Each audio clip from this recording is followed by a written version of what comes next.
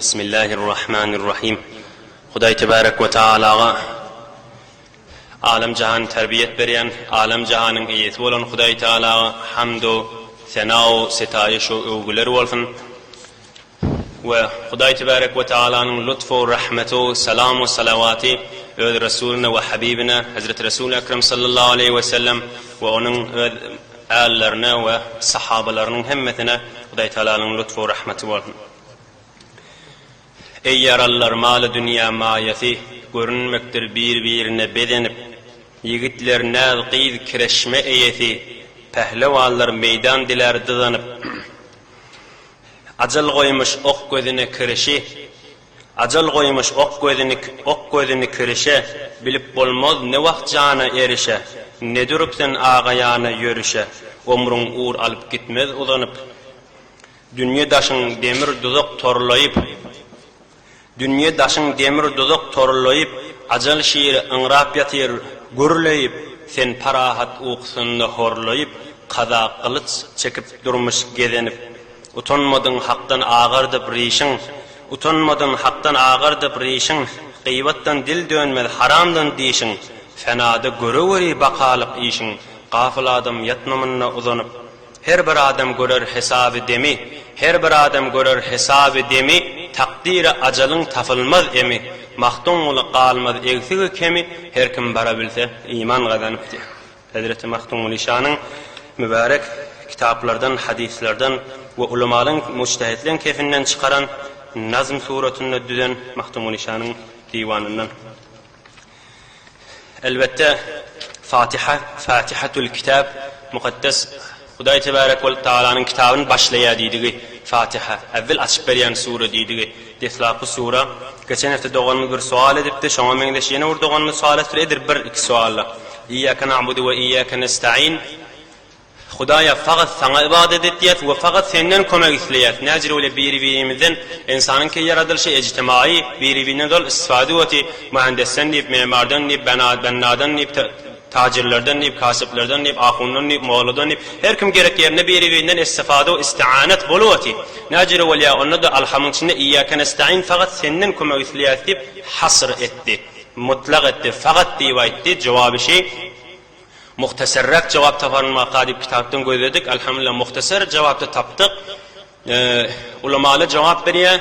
Kömek bir zatly iki tüýsli bolýar. Ma fawqal asbab, ma tahtal asbab. Kulli zatly ma fawqal asbab, ma tahtal asbab. Bir näçe zatly bolýar. Sebeplen aşagynda bolýar. Meselem bıçak bilen bir zady doguramak. Bıçak bir sebep bolýar, şoň aşagynda zatly doguralmak bolýar. Bir näçe zat bolýar ma fawqal asbab, ma bir zatlar bolýar sebeplerden ýokary hidayet etmek. Bir nefere can saglyk bolmak, bir nefere ogul ýaqiz bermek, bir näçe zatke sebeplerden ýokary, ola muhtassa Hudaý Taala. Hem arifler, ewliýalar, ol Hudaý Taala ýaqin adamlar hemme adamyzda Hudaý Taaladan istianet etýär. Hatta hijalet çekýär bimaristana barmagy diýip aýtýar. Ýöne kullen bir adam, mümin adam şini istianet etmek yankı ayelerde ulemalar aydınlar. İyyâke nestaîn ma fawqal asbabın gurrunu diýär.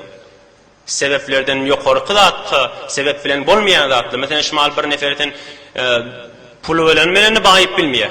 Näme öňe netip etjek bolýar ýa-da şaýat ertesi elinden gitsin. Şonu saklamak, şonu goýmak, öňe netip etdirmek, öňe saglyk bilen saklamak Hudaý Taalaň ýönüne ma fawqal asbabçylar. Aham iyyâke nestaîn faqat senden kömek isleýär ma fawqal asbabi. Men oğulmy gyz gereklikde. Şaýat bir näçemde sual gelýän ya bir näçeli irad we etiraz etýän bolsaň näme Imam Rıza bar, ýa peýgamber bar, ýa weliler bar dilenýär diýip. Şonda biziň etikadymyzda şu bolmaly. Evvelena ilk gowsy aslem ýoly Hudaýa, Hudaýwanda şun hormatyna maňa oğul ber gyz diýmek. Bu suratda ähli sünnet hiç ýerde ihtilaf ýok. Hemme kişi dogry diýär. Ýöne şivare ya İmam Rıza oğul ber, ýa Zamşanata oğul ber, Bahawuddin Şan oğul ber. Şunda şu niyet bilen ki şolu dua eder Hudaý Taalaga we Hudaý Taala da dualaryny kabul eder diýip hemme musulmanlaryň agydety şuda. Onun üçin mis müşkili ýok diýip de ulemalarymyz şeýle jogap berýär. Hiç wagt musulman adam etikad etjekler Bahawuddin Şanyň öýde oğul ýaqiz berer ýa danışmanataň öýde oğul ýaqiz berer ýa İmam Rızaň öýde oğul ýaqiz berer diýip. Bes ilk gowy ýola bellemelimiz Hudaý ýaşlaryň hormatyna diýip dilemek. Yoksa da etmesek de ziyaretine bardık, yanına bardık. Bahawuddin Şan bir dua Hudaý Taala ma oğul ýaqiz, ýa ziyaretga Halid Nebiýe danışmanata ýa her kim bon. Bes iyyake na'budu ve iyyake nestaîn gurrunu şoforum bolly. Ondan sonra alhamın atları da beterken onun için bir de hemçin mufid değil. Biz bellemeli adımız yine bir qaw gurrunu alla alhamın bir näsländeki öten hafta aydypdyk onu tekrar etmeli boldy dogurlamaz bir qayta eşittirseňiz diýdiler. Alhamın hususiyatından, havasından Hazreti Ebu Bekir Siddiq radıyallahu anh'ın qiydi Esma'dan ki Hazreti Ayşe radıyallahu anh'ın ayarlığın onu şu ayetiye bir nefer cuma namazından sonra Alhami Kul huvallahu ahad bilen Kul bin nas bilen 7 qaytam okuysa Huday Taala şu okuyanı hanivadası bilen bile inniki cumaçili hem dininde hem dünyasında emanına olur diptir. Alham Kul huvallahu ahad Kul bin nas şulary emesler. İkincisi bir adam alhami arassaca suwa okuyup dol sonra her alham tamamını çüflep demin sonra berse sonram da ağzı bilen şu okuyan adam suwa alıp da meridin ennamına ağzı bilen sepse ve merid de şu sudan bireme işte inşallah Huday Taala şifa berer deyip de bir de kitaplarda aytıyor. Bir nefer öyüne girenler alham okuyan bolsa bir jegedek bir de kul vallahu ahad hemişe öyüne giyip baryaqa okuysa şoň öýden Hudaý Taala garyplygy daş edip öýünde hemişe bereket, baýlyk, serwetlik namarda muhtaçdan daş bolar diýipdir. 4-nji Resul Ekrem sallallahu aleyhi ve sellem mübarek öýtdi. Täzece ýagynyň suwundan bir adam alyp da şoňa bir alham, Ayetül Kursi, Suriye İhlas, Kul vallahu ahad, Kul bin nas bir däde her gaýsyny 70 gedek okuysa Resulullah aýtdy, men qasam içýän ol Hudaý bilen ki men ruhum şoň elinetdi, Jibriliň öýüdi habar berdi. Her kim şunu etse, näme dertde ota şifa bereyni, eger ajaly gelmedik bolsa meritçinden açylar diýipdir. 70 gedek alham, Ayetül Kursi, Kul huvallahu, Kul a'udhu bi rabbin nas. Aham bir de Hazreti Ali radıyallahu anh'ın oğlu Hüseyin meridlerini Resulullah sallallahu aleyhi ve sellem ba wagtyny Resulullah gaty narahat bolupdyr. Bir yatanma mullasyn Hazreti Hüseyin radıyallahu anh on Hudaý Taala wahy edipdir. Alhami 40 kedek okuy arasıca suwa demur on şoň menen el aýagyny ýuw diýipdir Hüseynin. Aham şonda inşallah Hudaýyň izni bilen şefaat bar diýip onu ýuwlya şefaat ap ýa-ambi bärki ummatdan üçin ders bolýar bir meriden 40 kedek okuyup da dem urlup şoň menen ele ýagyn ýuwuşdyrylsa boljakda. Aham bir adam zihni hafızat zayıf bolsa alhamy bir stil jamy ýazman, zaferan almaly, gaýnatmaly, gyzylja bolup durýar. Aham bir arasy zat bilen ýa-da bir qalamdiroş bilen qabyň içine alhamy ýazyp çykmaly. Aham şonu üstüne suwjaly goýup bir käse goýup şonda içmeli bolýar. 7 güneçeli ýa 10 güneçeli işte inşallah zihni saf bolar diýipdir. Yine de ulamaların kän tecrübe eden zadyny bir adamyň gözüne awarazly ba bolsa bir qiyinçylykla düşen bolsa gözünden çürem al erti namazyň sünnet bilen farzynyň arasynda 41 gedek alham okuýdun şu agyryan gözüne düşüp dursun diýipdir. Tamam her gedek alham okuýanda da öz agynyň tüýkürüni alyp gözüne çalsyn inşallah bolar diýipdir. Şunda kän tecrübe etdik diýip de ulamalar ýazypdyrlar hemmeti gözler talim bolup gitdi diýipdir. Jediden ulamalarymyz tecrübe etipdirler. Naham burat içýän çakan bolsa da birine suwa dujal goýup, şoňa 7 gedek alham okuýup, her gedek dem urup da, soňram şol suwdan alyp içýän çakan ýerine şondan degirip de, ahyrynda da bir mukdarda şondan içirse inşallah şefaat bar diýipdir. Ahyrkysda endamyň her ýerine bir dert ba bolsa, şoň üstünde barmagyny goýup alham okuýdun we dem etsin şoňa üfledin we şu dogany etsin. Allahumme azhib anni su'a ma ajidu wa fuhshahu bid'awati nabiyyikal mubarakil aminil makin indaka.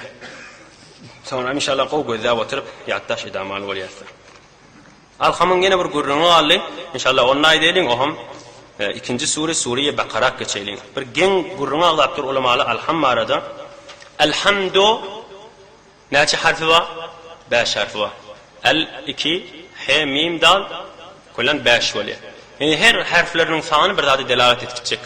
Elhamdu diýende 5 bolýar, 5 wagt namaza işaret etýär we İslamyň 5 rukunyna işaret etýär. Elhamdu diýende. Lillahi diýende lillahiň 3 harfi we teşdidi innemella bolýar. Baham näçe bolýar? 8 bolýar. Beheştin 8 gasyna delalet etýändir diýär. Elhamdülillah bolany 8 harf bolýar. Rabbil alamin elhamdülillah'dan elhamdülillah 8 harf. Rabbil alamin'ne 10 harf. Baham näçe bolýar? 18 bolýar. Näçe alem maýdyk Rabbil alamin'ne? 18 min alem maýdyk. Mahdum nişan aýtýar. 18 min alem ehlin bar eden Rabbim celil. Döndürüp dergahını hemraz eden Rabbim celil. Kudretundan arşöyün devvar eden Rabbim celil.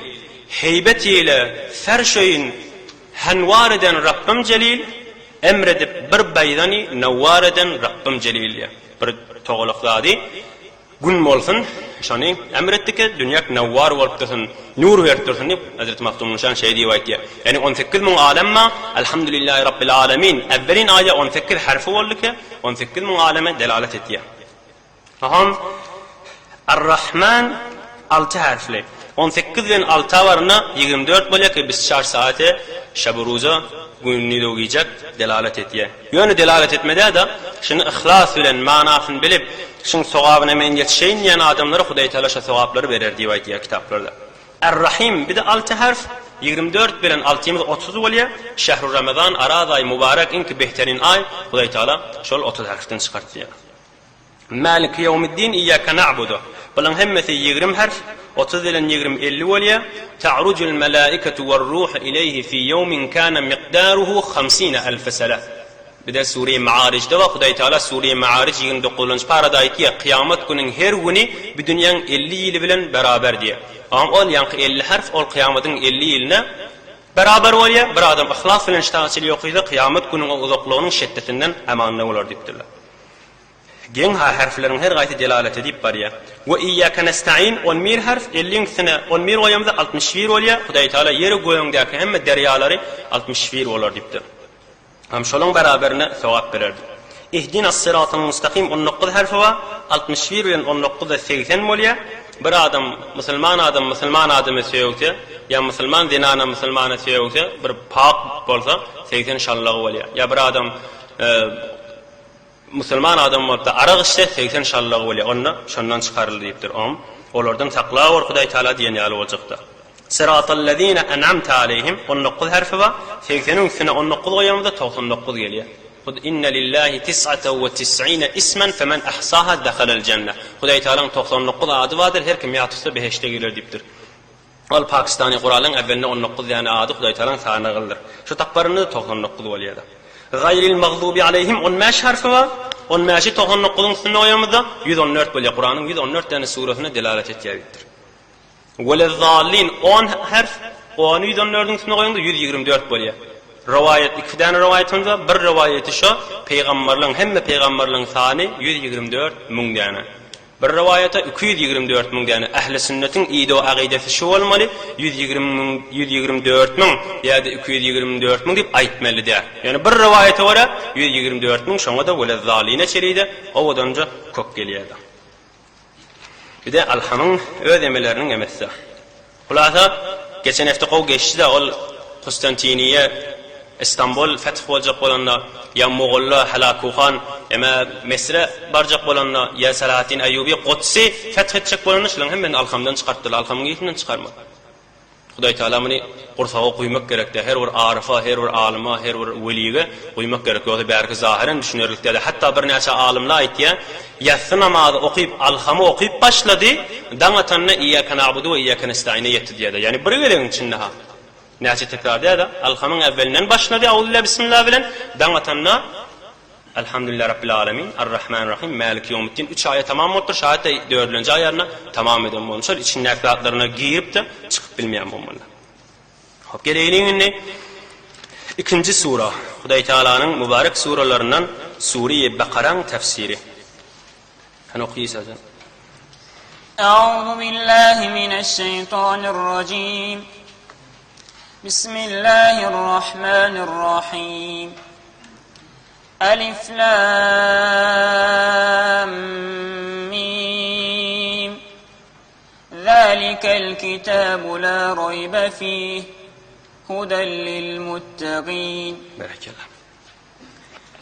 Sure-i Bakara Medine-i Munawware'den nazil bolupdyr. Öýde de 286 ayetden teşkil olupdur. 7 diptadiyatdaş olupdur.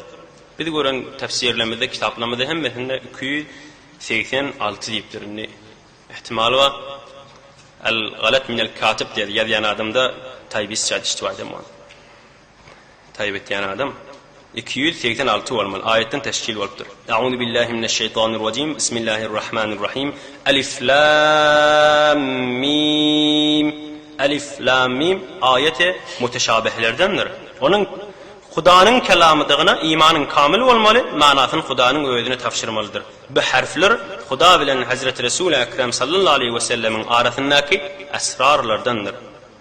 Zalikel kitabu la raybe fih. Şol nihayette ul Kur'an, nihayet ul kamil kitaptır. Öğüdünde şek yoktur. Yani her kim Kur'an'a dikkat fikretse, Kur'an'a belagatı fesahatla dikkat fikretse, Kur'an'a şek edip bilmez.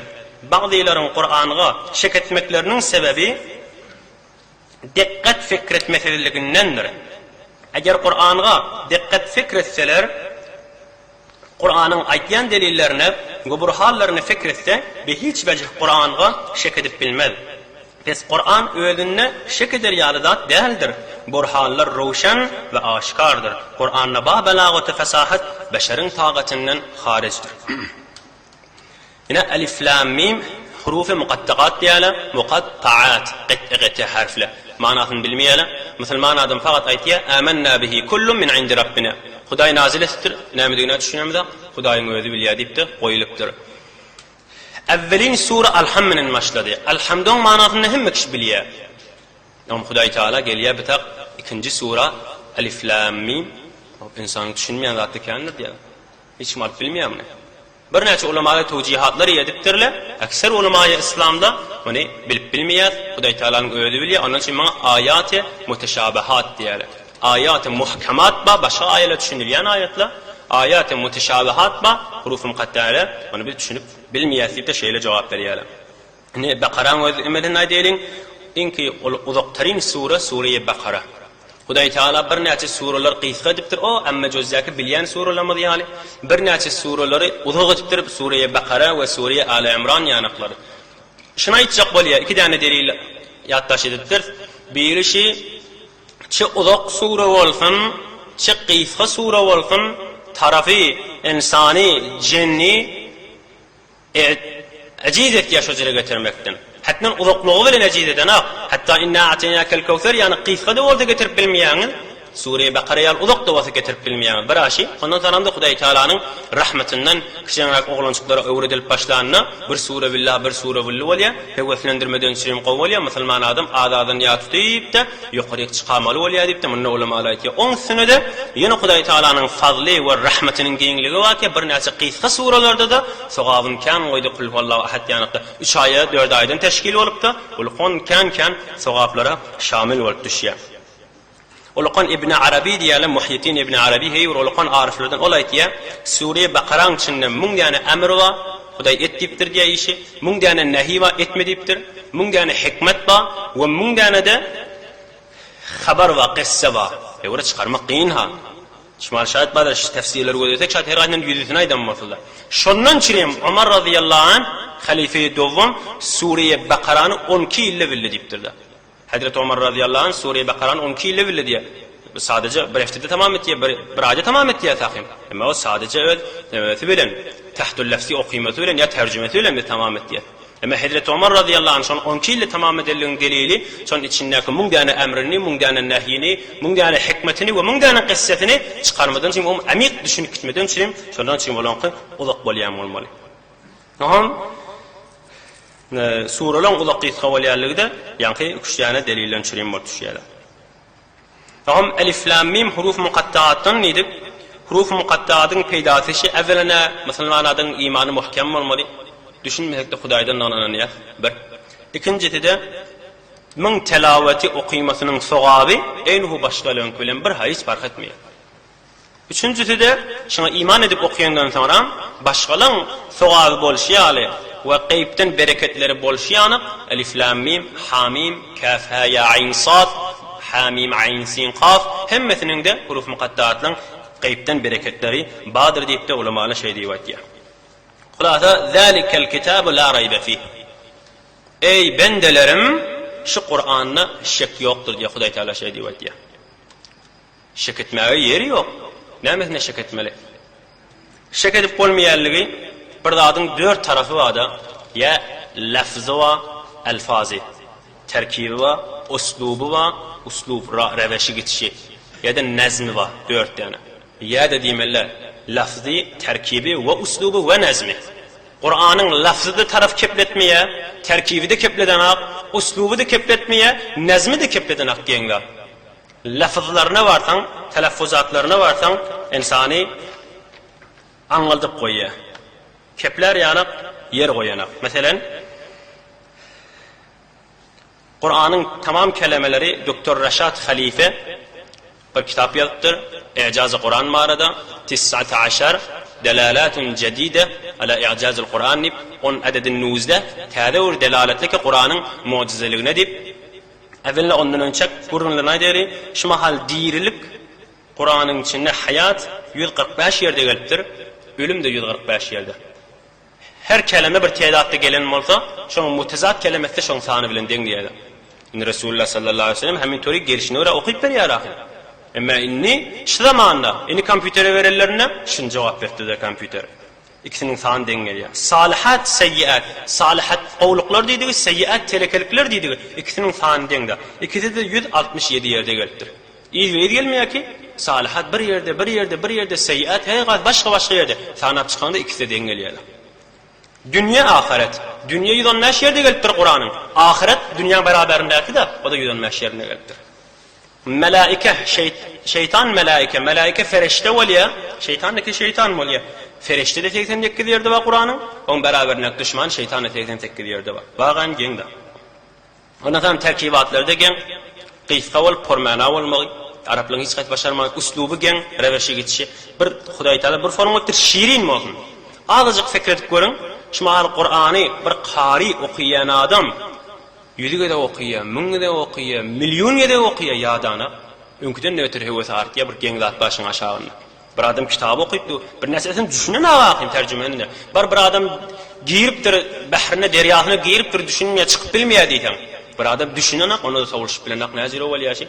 Şun uslubunna, şun uğrayışınna, şun reveşinna, lezzetinna, halavetinna Huday Teala bir da koyupdur da. Genglar. Şeyle tekrar et hasta olmayanlar. Aham nazmı degen. O kelime bir raptı var. O aya raptı var. Sure raptı var. O geçen hafta gördük. Elhamdülillah Kul bin Nasir raptı var. Ayada 112 tane sure var. Birini hemmeti rabitli da. Hatta hulasa şenam olsa ödümüz zayıfta. Bir neçe arifle näme diye. Şallağımız yitiremedi. Qamşymız yitiremedi. Kur'an okuyor tafartık diye falan yerde o diye. Nazire çıkarmalısın. Biz zayıf, başaramıza. Şallığımızı yitiremizde, bir dadımızı yitiremizde, bir Kur'an'ın içinden tafartık diye. Çon Huday Teala aydı o ki, وَلَا رَطْبٍ وَلَا يَابِسٍ إِلَّا فِي كِتَابٍ مُبِينٍ. Öl gur yok, hükmen şu Kur'an'ın içinde bağ diye de. Şu üşüptürmağımız da Kur'an'ın içinde bağ da. Çıkarmak gerek. Oğlum, bir adam bir alimden birinden soraptır. Bir rahbasını cem etme oliyatını düşünmeye. Resulullah sallallahu aleyhi ve sellem aytiya, Müslüman adamın ruhi, Azrail canını çıkarıp duqa Hudayın izni bilen, hamirden kıl soğuran yalet çıkarıya. Kur'an'da da bu gurrun yok. Ama bir alimden soralıptır, Kur'an'da bu gurrun yok ki deyiliptir. Amdur vakt verdiptir. Kur'an'ı evvel ahir havluk ma'na okuya çıkıya tapmaya. Narahat bolup yatya, Hazreti Resul Ekrem sallallahu aleyhi ve sellem deyişindeyle Yusuf suranı veddi diye, şonun içinden tafartın diye. Sure-i Yusuf'u veddi. Bir sefer okuyup bariyaka, aha taptım diye de. Genga çıkarılan yeri vedden, şu vurrundan çıkarıya. وَقَطَّعْنَ اَيْدِيَهُنَّ وَقُلْنَ حَاشَ لِلّٰهِ مَا هَذَا بَشَرًا اِنْ هَذَا اِلَّا مَلَكٌ كَرِيمٌ. Züleyha Yusuf'a aşık bolya. Aham, mınna başka qiyidile denanla masharet yere. Bir kişicik oğlancığa aşık boltur diye başkalarını Yusuf görün aklıda. Şu vurrundan yankı hadis çıkarılacak bolu otiya. Aham, mani qiyidileri denanlar çağırıya. Züleyha Yusuf'u gözeye oturarsınız diye, kertop pomadar birdat doğrap durarsınız diye. Ellerine bıçak veriye, bir pırtkal ya kertop birdat veriye, şonuna doğrap durun. Ve kâle tuhruc aleyhinne. Ey Yusuf görmüşler diye. Yusuf adal perden ahın demişti. Yusuf şeyle çıkıyor. Barmaklarını doğrap dola barmaklar tike tike yere kaçtı bilen aklı diye şu Yusuf'un oğdolluğuna anlattırışlarına. Sonra barmaklar yere kaçtı ve kanat onun da haberi yok dedi. Şu ayetten çıkardım diptir. Müslüman adamda ayrılacak vaktinde Cebrail ferişte ya bir ferişte gelip sağ kanatını açıp beheşti koyuyor diye beheşti gözleyip duruşunu ruhunun çıkanı bilmen alıyor diptir. Şu ayette var diptir. Adamın çıkaran yerini Resulullah sallallahu aleyhi ve sellem dişinde kaydık gitti o da şu ayetten çıkarttı. Yankı Yusuf'u angalarlarına ellerini ketilelerini bilmediler. Ketellerini. Müslüman adamda beheştin nimetlerin can çıktığa gözleyip duruşunu ruh çıkan bilmen galiya deyip şu ayetten çıkarttırlar. Ya da hemen gurrunu maruf ol Jorofhar diyen xiyabanla Pentagonun münfecer olan ulamalara arz ettiler şuurun bağ mı diptirler. Bağ diptirler. Huday Teala koyuptur da bir nefere. Suriye Tevbe'de bağ diptir. 2002 September yazda olyada. Yazda September'da olya şeyli değil mi? Aham näme va ayada Suriye Tevbe 9. sura şon 109. ayetinde bir ayet var. أفمن أسس بنيانه على تقوى من الله ورضوان خير أم من أسس بنيانه على شفا جرف هار فانهار به في نار جهنم والله لا يهدي القوم الظالمين. Bir nefer takvalık bilen ulolsa, takvalık öl zindigisini, sütunni, payetini, şiftetin takvalık menete aya şoğavmi, ya bir nefer telekelik bilen ulolayıp da bir qayan kaptalını ofurulacak bolup duran qaya olsa, şoň üstüne sağtıman tikmek gelişýär ýok, o ofurulup cehenneme gaçar da diýär. Nähamin nişe ayeden çıkarptırlar. Jorofin harin ofurulacak bolup duran qaya, bula dogry öýdi we al Pentagonun xiyabanynyň atyky Jorofhar bolsun. Näham müň sünnedeki ofurulacak bolup duran qaya fenhara bihi ofurulýardy fi nari cehenneme gaçýar diýär. Ondaki ofurulmasy münfecer bolmasy ba o haçan bolýar 2001'de bolýar. Şu suran Suriýeke tövbe etmegiň üstünde gurrunma. Şu suran evvel ahir kelimeleri 2001 diýene 2002 çıkýar. Hop, yazda September'da boldy. Şu ayan gözleýäli 11-nji parada yazda 10.000 para çözdü. Haýdy surada Suriye Tövbe'de o da 9-njyda 2002 nohe yazda öten medat kok gelýärdi. Şu apartman näçe tabagasy var? 109 tabagasy var. O da 109-njy ayetde. Kamilen bolupdy hemme gurrunlar. O ýykyljagy, ofuruljagy hemme. Inşaada näme gerek?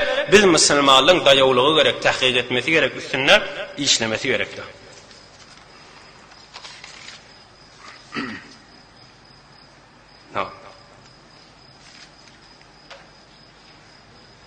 Peki elhamdülillah vallahi hemen mucizelen gurrungy nazminne, lafzynna, terkibinne we uslubunna vallahi. Ama Kur'an'ın çapını bir vaqtda emetjek bolsak, belirlejek bolsak, evvelin çapy kullan sanat çapyň ödi miladiden 15-nji garynna, taqriban 500 ýyl mundan önce çalaja çykyp başlanýar. Şoň ýanjanyna Hamburgda evvelin Kur'an çap bolýar 1113-nji hijriýe qamaride. 1113-nji hijri qamaride mahalla 1426-njy hijri qamari. 200, 300, 400 taqriban 300 ýyl mundan önce Hamburgda evvelin Kur'an çapy suratda merdum arasyna ýaýrýar. Muni Beyli Avrupa ile çap etýär.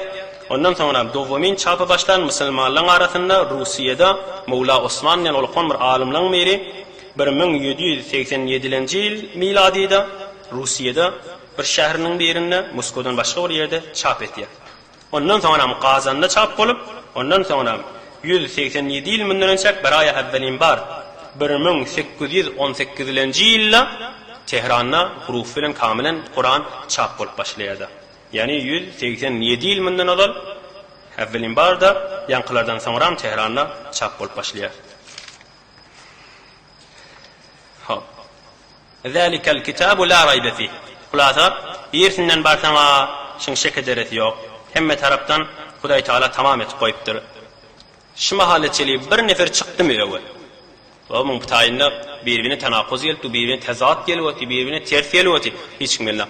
Bir ahmakly orta düşüpdirler, ulamaly seri aýana hak gele. Gelişim ýaky kevin diýip hemmesine jogap berýär. İnşallah Suriye Baqara 23-nji aýatynda da Kur'anyň gurrungy bar. Şoň içinde de inşallah uzakrak gurrunyny eder. Hudel lil muttaqin o aýa bar elin. Şu kitap la raybe fih, şunda şek yok diye Hudaý Taala. Doğru Hudaý Taala'nın özünden huden lil muttaqin, muttaqinlere hidayettir. Yani Kur'an-ı Kerim muttaqi bolmagan mail adamları hidayet etüjidir. Adamlar iki kısımdır. Biri hakikatin iyiden nedir? Eğer hakikatini bilseler tabi boljaktırlar. Kur'an şoları hidayet etüjidir. Emme ol adamları ki cedellen, enattan başka maksatları yok, hakkını bilmek bilen kasları yok, belki hakkın aleyhine daşat yandirler. Kur'an onlara hidayet değildir. Pes bazıların enad-ı tekebbürlükten Kur'an'a tasdik etmesizliği Kur'an'ın hadiliğini ayırıp bilmez. Mesela huffaşın gününü görüp bilmeyenliği günün nurunu ayırıp bilmez. Ya burnu merid adam, iyisi bilmeyen adam meşke enberin iyisini ne bilsin? Ya ağzı merid adam, hemişe ağzı adam balın fücülüğünü ne bilsin? Ondan sonra takvaçılığın 3 mertebesi vardır. Biri, fakat nifaktan, şirkten, kafirlikten özünü saklamaktır. O tekin takvalık seni dozakta ebedi koymaz. Ebedi dozakı bolmaktan necat verer. Ve biri, tamam günah işten saklanmaktır. Hatta günah kebire ve sagirelerden özünü saklamaktır. Bu tekin takvaçılık seni Hudanın azabından saklar. Ve ulu nimetle duş eder. Ve biri Hudadan gayriden yüz yorup fakat Huda bilen meşgul bolmaktır. Ötekin takva mukarrabillerde taflar. Huden lil muttaqin. Takva adamlara, takvalığı isleyen adamlara, hakikati isleyen adamlara, hakikat deyip bir gurrun bağ olmalı. Bir hakikati evvel tanımalı oluyat. Hakikat nam oluyat. Tefsiri Ruhul Beyan bir qaw tefsirlen biri. Şonna hakikatin gurrununu Mevlana Rumi'nin bir azıcık beytlerini getiriyor. Ve jalip hakikat şun bilen tanıyan diye. Sege kiymiş ustahan bedahan kerderet berkenare ab-ı revan. Beske an ab safur roşani bud, ekse an ustahan der ab nemud. Bir onun iç çağadın biri gücük ya it, gücük çağası oluyor, ağını sünk çağda alıp barayan, bir sapçı sunk dengesinden geçiyor. Beske an ab safur roşani bud, ekse an ustahan der ab nemud şeyle vüzdiye, görse sunk aşağında yine vurdiyana sunk ba. Burada bir çaresek goman ki meger, hest der ab ustahani diger, o onun içinde yine vursun bana o deyiptir. Lepçu bükşat suya an bestad, ustahan ezdahan der ab futat. Onu alayın deyip ağzını açıya, ağzında künkten bolya, suya açıya da.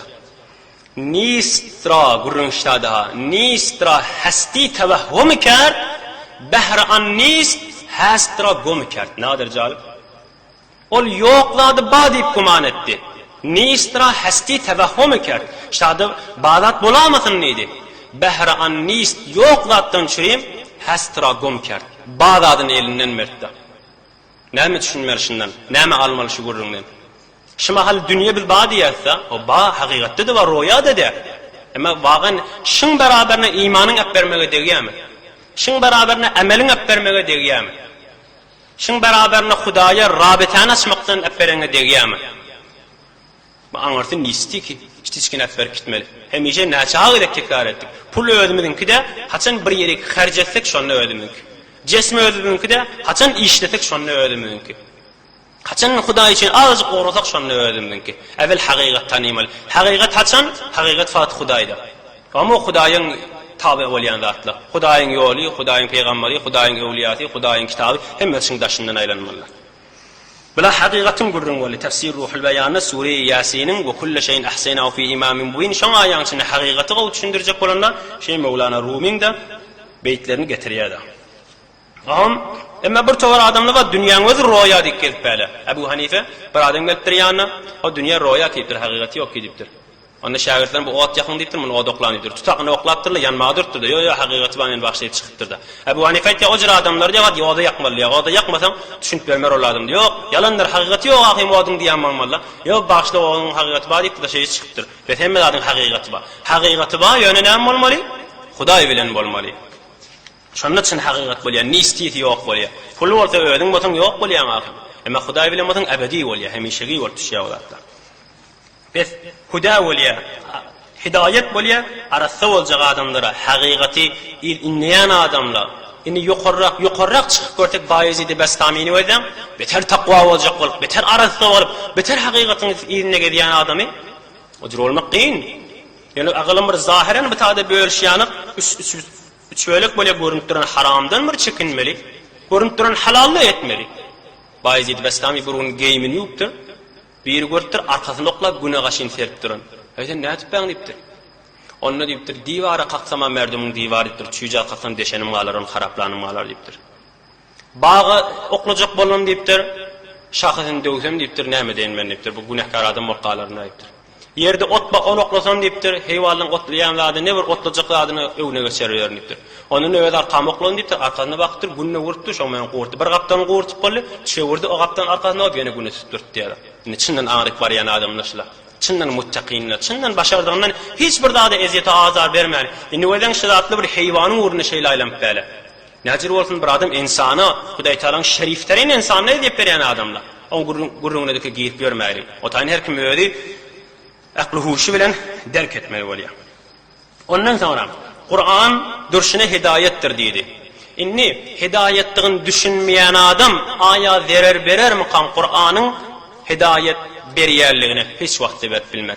فَمَنْ يَكُذَا فَمِنْ مُرٍّ مَرِيضٍ يَجِدْ مُرًّا بِهِ مَاءً زُلَالًا. Bir maruf şiir var. Merid adam, ağzı ağacı adam, ballı dağıtı füyücü ağacı görür diye.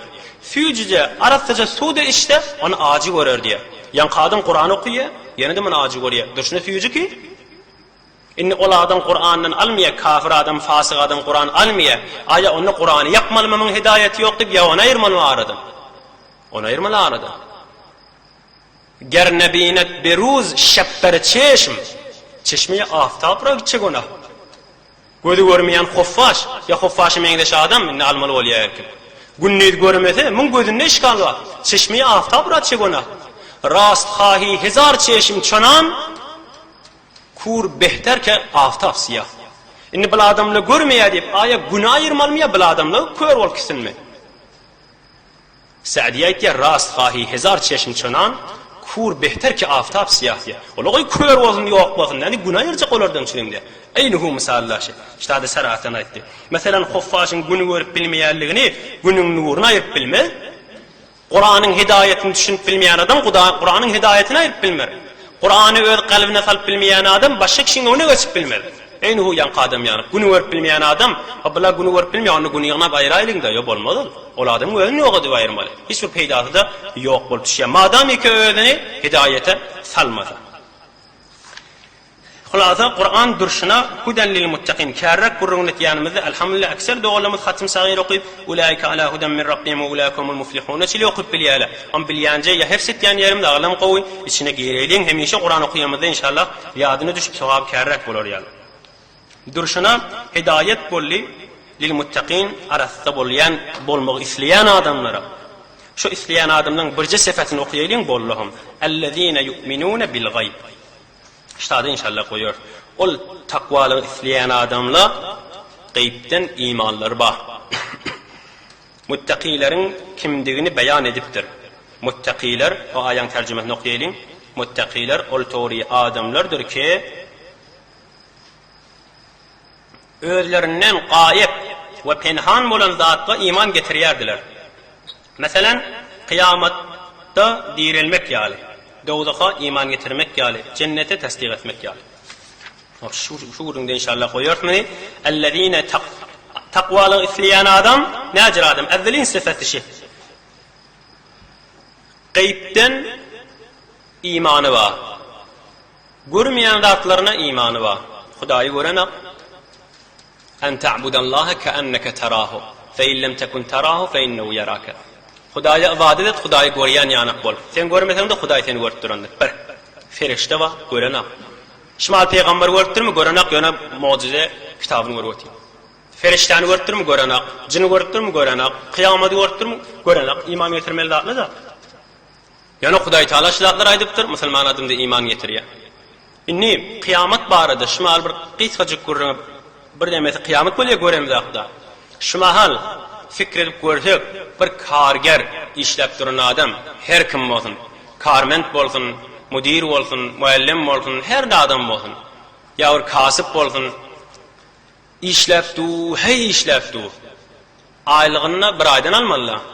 Şonda bir nefer, bir dofi, mehribanlyk edip, can dostum, nädipdiň arkaňy ýükçek, nädipdiň zor kompýuter oýnap, nädipdiň zor hakdan çimkelläň garap, şäherdaryda bol, daraýda bol, her ýerde bol, bir adam aylyk alýan adam görüňi da. Zol işläw, dosa ýetseşiňa, o çyk bir işden rahat ýatda diýse, şo dosyna mehriban diýersiňmi ýa düşmany diýersiňmi? Düşmany diýersen hem işden çykartdy da. Emme zahiren gözýände mehriban ýanyp.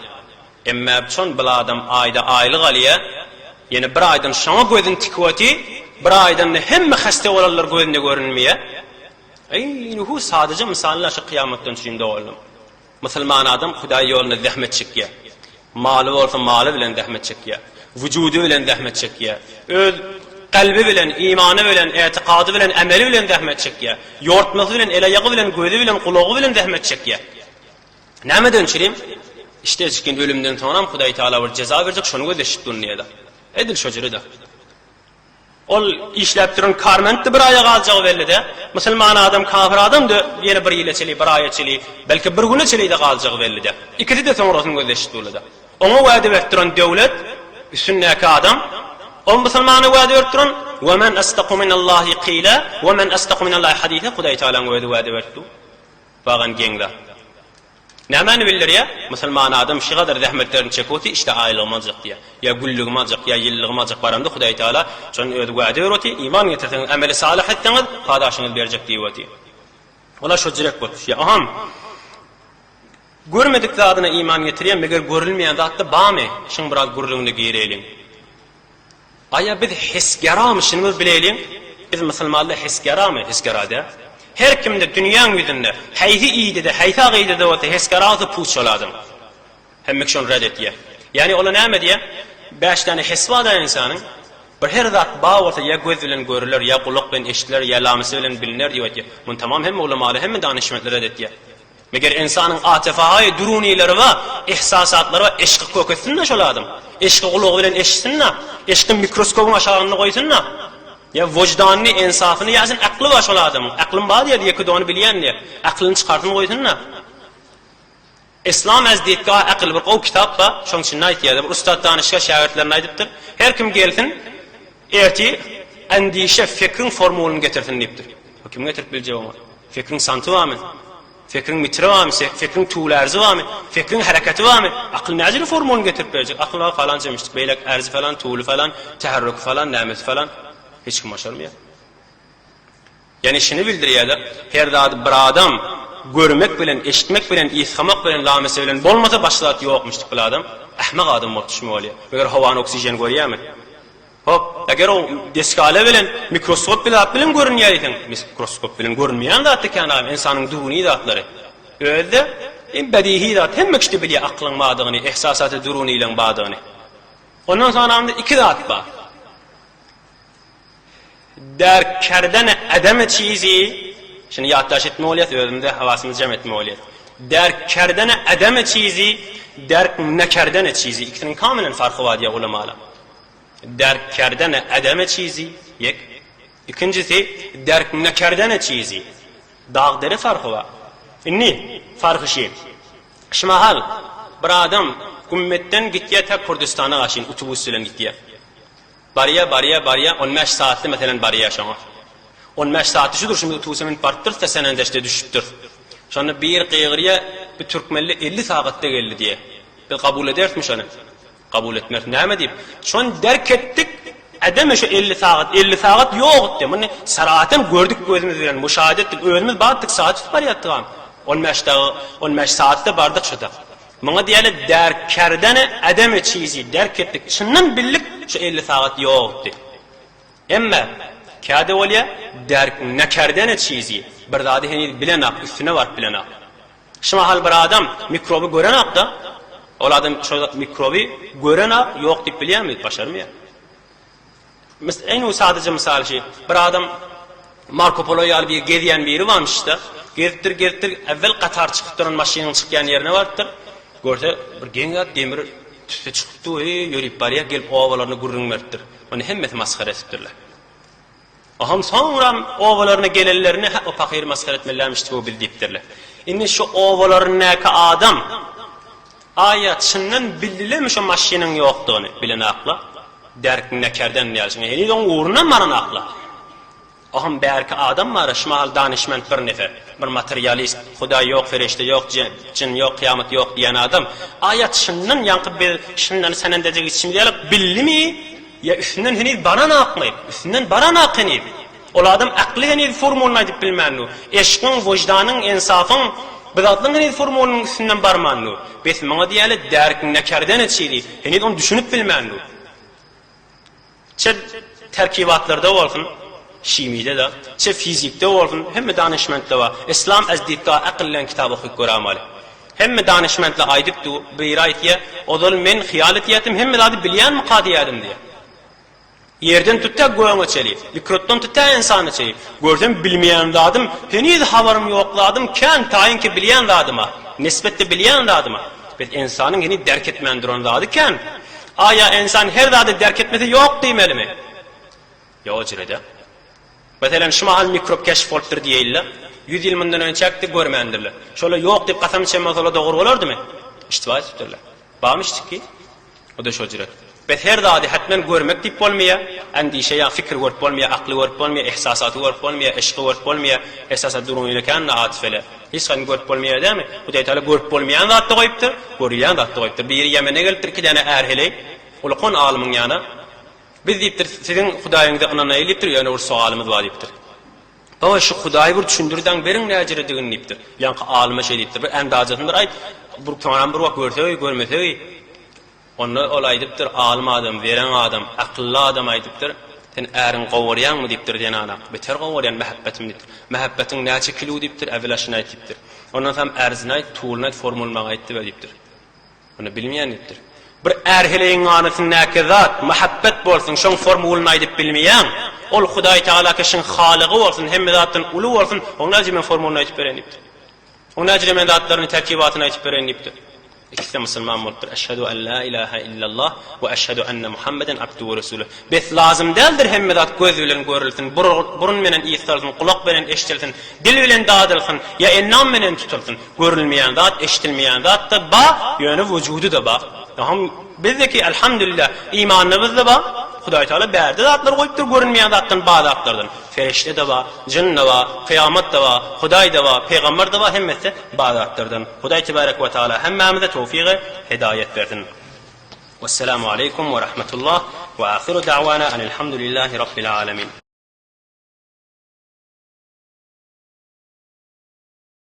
Tekellim ruhuna bırakım, şükür vallahu khairin.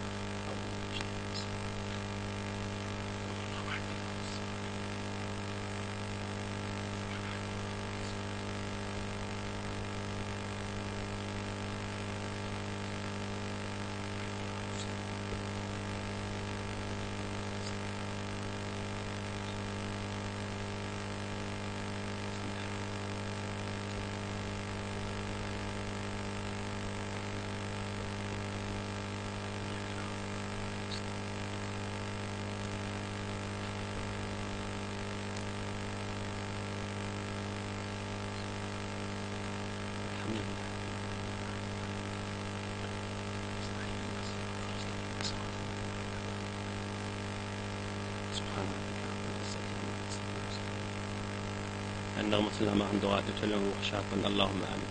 الدعاء لهم من مشكلة خدای تعالی مشکل ناسان. نم مسلمان الله خدای تعالی مشکل ناسان. اللهم آمین. خدای دعا در قبول کن جان. اللهم آمین. خدای مریض شفا بکن. اللهم آمین. خدای مشکل لازم مشکل ناسان. اللهم آمین. لا حقنا نیت الله خدای تعالی شفا. تیر وارد این دعا لهم سامان. اللهم آمین. اللهم آمین. اللهم آمین. اللهم آمین. خدای دعا لقبول. اللهم آمين. طيبني يثاب المشكلة لا جلس لمن بركة بهم. اللهم آمين. اللهم آمين. اللهم آمين. اللهم آمين. اللهم آمين. اللهم آمين. آمين. اللهم آمين. اللهم آمين. اللهم آمين برحمتك يا رحمتنا دعاء غيرات دعاء Özüňize galman gelin, iki nefere ol ýoldaşlaryňyza alyp gaýtjak bolun.